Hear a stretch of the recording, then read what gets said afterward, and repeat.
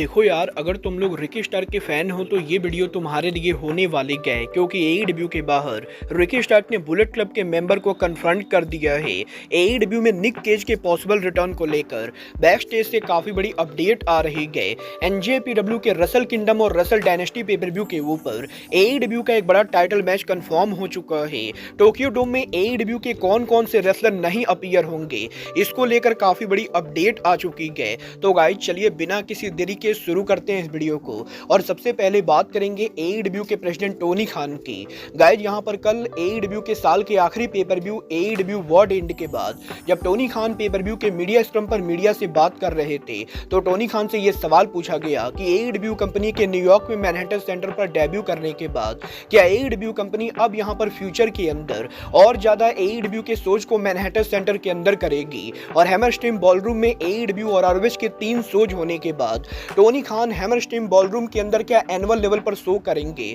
तो टोनी खान जवाब देकर ये कहते गए कि टोनी खान यहां पर काफी लंबे टाइम से हैमरस्ट्रीम बॉलरूम में एईडब्ल्यू के शो करने का सोच रहे थे, और अब यहां पर जब एईडब्ल्यू फाइनली हैमरस्ट्रीम बॉलरूम में शो कर चुकी है तो टोनी खान डेफिनेटली फ्यूचर के अंदर भी इस अरीना के अंदर एईडब्ल्यू के शो को होल्ड करना चाहेंगे। और जहां तक बात रही यहां पर अरीना में एनुअल शो करने की, तो टोनी खान को यह आइडिया भी काफी ज्यादा पसंद है और इस चीज के हाई चांसेस है कि एईडब्ल्यू हर साल दिसंबर महीने के अंदर पॉसिबली हैमरस्ट्रीम बॉलरूम में डायनामाइट और कोलिजन करे। वेल आपको क्या लगता है, एईडब्ल्यू का हर साल हैमरस्ट्रीम बॉलरूम के अंदर एनुअल डायनामाइट और कोलिजन होना चाहिए या नहीं? आप लोग मुझे कमेंट करके बताइए। बट गाइस जहां तक बात रही टोनी खान के मीडिया स्क्रम की, तो गाइस ये बात तो आप सभी लोगों को पता होगी, कल यहां पर जब एईडब्ल्यू उनके साल का आखिरी पेपरव्यू वर्ल्ड एंड कर रही थी तो सेम टाइम के ऊपर डब्ल्यूडब्ल्यूई कंपनी उनके एक लाइव इवेंट को कर रही थी। और मजेदार बात यह है कि एईडब्ल्यू और डब्ल्यूडब्ल्यूई का शो बिल्कुल ही एक ही एरिया के अंदर हो रहा था, और एक ही एरिया के अंदर एईडब्ल्यू और डब्ल्यूडब्ल्यूई दोनों के ओरलैंडो में शो होने के बाद टोनी खान से जब मीडिया ने मीडिया स्क्रम पर पूछा कि उनका इसको लेकर क्या रिएक्शन दे और टोनी खान इसके बारे में क्या सोचते गए कि ओरलैंडो में एईडब्ल्यू के पेपरव्यू अनाउंस होने के बाद सेम एरिया में डब्ल्यूडब्ल्यूई सेम टाइम पर उनके शो को कर रही गए, तो टोनी खान जवाब देकर ये कहते गए कि वो यहां पर इस चीज को लेकर कोई भी कंट्रोवर्शियल स्टेटमेंट देना नहीं चाहेंगे, क्योंकि टोनी खान ये बिलीव करते गए कि रेसलिंग मार्केट बहुत ही बड़ा है और अगर यहां पर एक एरिया में 2 बड़े कंपनी शो कर रहे गए तो इसमें यहां पर किसी का भी कोई भी नुकसान नहीं गए। और टोनी खान इस चीज को लेकर काफी हैप्पी गए कि ओरलैंडो के अंदर फैंस को एक ही दिन में 2 बड़े रेसलिंग कंपनीज के 2 बड़े शो देखने को मिले। और गाइज एईडब्ल्यू और डब्ल्यूडब्ल्यूई दोनों शोज के ऊपर कल यहां पर काफी ज्यादा क्राउड मौजूद थी और टोनी खान इस चीज को लेकर बिल्कुल भी परेशान नहीं गए। वेल गाइज मुझे पर्सनली टोनी खान का जवाब काफी बढ़िया लगा, क्योंकि गाइज डेफिनेटली यहां पर मीडिया टोनी खान से कुछ उल्टा सीधा बुलवाना चाहती थी जो यहां पर टोनी खान ने इस बार नहीं बोला है। बट गाइज चलिए फिलहाल आगे बढ़ते और बात करते हैं निक गेज की। वेल अगर आप लोग इंडिपेंडेंट रेसलिंग को फॉलो करते हो तो आपको निक गेज का नाम जरूर पता होगा।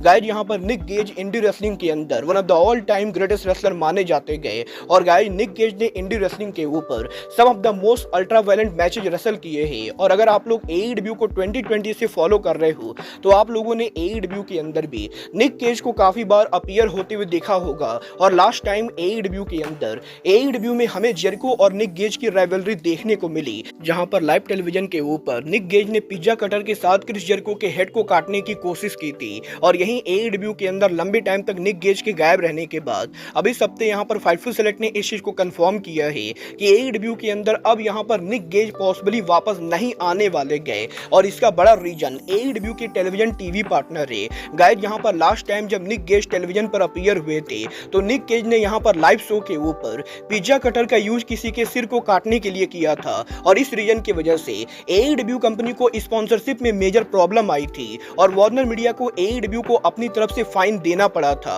और इसीलिए एईडब्ल्यू कंपनी अब यहां पर निक गेज जैसे रेसलर को दोबारा टीवी पर लाने का खतरा नहीं लेगी, क्योंकि अगर यहां पर निक गेज एक बार फिर से टेलीविजन पर आकर कोई उल्टी सीधी हरकत कर जाते गए तो इसकी वजह से एईडब्ल्यू कंपनी को भारी फाइन देना पड़ सकता है। और निक गेज की एक छोटी गलती की वजह से एईडब्ल्यू कंपनी उनके टीवी डील को तो बिल्कुल भी लूज करना नहीं चाहेगी, और इसी रीजन की वजह से शायद यहां पर दोबारा आपको एईडब्ल्यू के अंदर अब यहां पर निक गेज देखने को नहीं मिलेंगे। वेल गाइज ये तो बात ही इंडिपेंडेंट रेसलर निक गेज की। बट गाइज चलिए फिलहाल आगे बढ़ते और बात करते हैं एईडब्ल्यू सुपरस्टार रिकी स्टार्क की। वेल बात करें अगर यहां पर रिकी स्टार्क की, तो गाइज ये बात तो हम सभी लोगों को मालूम है, रिकी स्टार्क लंबे टाइम से एईडब्ल्यू के अंदर अपीयर नहीं हुए हैं और लगभग ये कंफर्म माना जा रहा है कि रिकी स्टार्क अब यहां पर शायद शायद दोबारा AEW के अंदर कभी आएंगे भी नहीं, और जैसे ही उनका कॉन्ट्रैक्ट ओवर होगा वो ऑल एलीट रेसलिंग को छोड़कर WWE के ऊपर मूव करेंगे। बट गाइस, रिकी स्टार्क के करियर के इन सभी रूमर्स के बाद अब AEW के बाहर रिकी स्टार्क ने आज यहां पर एक और पॉपुलर इंडी रेसलिंग कंपनी के ऊपर रिटर्न कर दिया है। गाइस, यहां पर आज वाशिंगटन की popular wrestling company DeFi wrestling जब यहां पर उनका लेटेस्ट शो कर रही थी, तो शो के मेन इवेंट के ऊपर NJPW सुपरस्टार बुलेट क्लब के मेंबर केंटा यहां पर डेफी रेसलिंग का वर्ल्ड टाइटल डिफेंड करते गए, और केंटा के वर्ल्ड टाइटल को रिटेन करने के बाद शो के एंडिंग के ऊपर रिकी स्टार्क सडनली अरीना के अंदर अराइव हो जाते गए, और वो यहां पर रिंग के अंदर आकर हमें यहां पर केंटा को कन्फ्रंट करते हुए दिखाई देते गए, जहां पर रिकी स्टार्क और केंटा के हीटेड कन्फ्रंटेशन के बाद केंटा यहां पर अरीना से वॉकआउट कर जाते गए, और अब यहां पर डेफी रेसलिंग के अंदर केंटा और रिकी स्टार्क की हीटेड राइवलरी को चलाया जाने वाला है। वो देखना दिलचस्प होने वाला है कि जब तक यहां पर रिकी स्टार्क का AEW कॉन्ट्रैक्ट ओवर नहीं होता है, वो यहां पर AEW के बाहर कितने इंडिपेंडेंट रेसलिंग कंपनीज के ऊपर अपीयर होते गए। बट गाइस, चलिए फिलहाल आगे बढ़ते और बात करते हैं NJPW के biggest pay per view NJPW wrestle kingdom की। गाइस, यहां पर ये बात तो हम सभी लोगों को मालूम है, अब से यहां पर मात्र 4 दिनों के अंदर जापानीज रेसलिंग का one of the biggest pay per view Wrestle Kingdom in Tokyo Dome होने वाला है,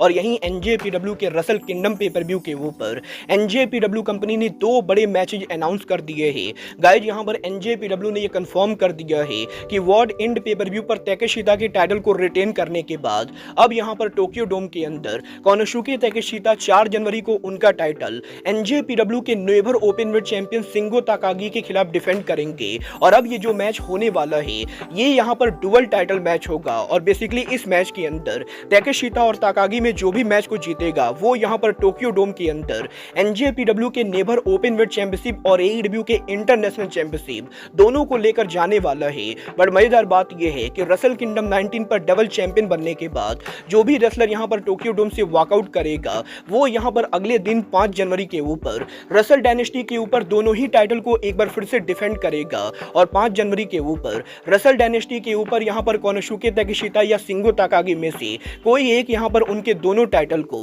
तोमोहिरो इशी के खिलाफ डिफेंड करने वाला है। और बेसिकली आप लोग ये मानकर चल सकते हो कि हमें यहां पर रेसल किंगडम और रेसल डायनेस्टी दोनों नाइट के ऊपर AEW का इंटरनेशनल टाइटल डिफेंड होते हुए दिखाई देगा। बोला, आपको क्या लगता है ताकेशिता उनका AEW का इंटरनेशनल टाइटल टोक्यो डोम में हारेंगे या नहीं? आप लोग मुझे कमेंट करके बताएंगे। बट गाइस, जहां तक बात रही टोक्यो डोम की, तो गाइस ये बात तो हम सभी लोगों को मालूम है, NJPW का रेसल डायनेस्टी पेपर व्यू बिल्कुल ही AEW के फॉरबिडन डोर पेपर व्यू के जैसा है, क्योंकि इस पेपर व्यू के ऊपर भी AEW और NJPW के क्रॉस प्रमोशन मैचेज हो रहे गए। बट गाइस, यहां पर फॉरबिडन डोर के मुकाबले इस पेपर व्यू के ऊपर AEW के कम रेसलर कंपीट करने वाले गए, और इसका बड़ा रीजन और कुछ नहीं बल्कि AEW का वीकली शो AEW कोलिजन है। गाइस, यहां पर जिस दिन NJPW कंपनी जापान के अंदर रेसल डायनेस्टी पेपर व्यू करेगी, सेम डेट के ऊपर AEW कंपनी उनके साल का पहला कोलिजन करने वाले गए, और क्योंकि AEW कोलिजन और NJPW का wrestle dynasty pay per view same day पर होने वाला है, तो इसीलिए यहां पर AEW के काफी सारे रेसलर चाहकर भी रेसल डायनेस्टी पर नहीं जा सकते गए, क्योंकि AEW के साल का पहला कोलिजन काफी बड़ा होने वाला है, और ये कोलिजन मैक्स के ऊपर AEW का पहला शो होगा, और इसीलिए टोनी खान उनके कंपनी के कुछ बड़े रेसलर को साल के पहले कोलिजन के ऊपर फीचर करना चाहते गए, और इस रीजन की वजह से काफी सारे ऐसे रेसलर्स हैं जिनको NJPW रेसल डायनेस्टी पर लाना चाहती थी, बट AEW के सेम डे पर सेम टाइम पर शो होने की वजह से AEW उन रेसलर्स को नहीं भेज रही गए, जो मेरे हिसाब से पूरी तरह से जस्टिफाइड है। और देखना दिलचस्प होगा कि AEW के साल के पहले कोलिजन पर कौन कौन से रेसलर अपीयर होते गए। बट गाइज, अब आज के इस वीडियो में बस इतना ही। मैं मिलता हूं आपसे अपने अगले वीडियो में। बट गाइज, तब तक के लिए goodbye, good night and bang.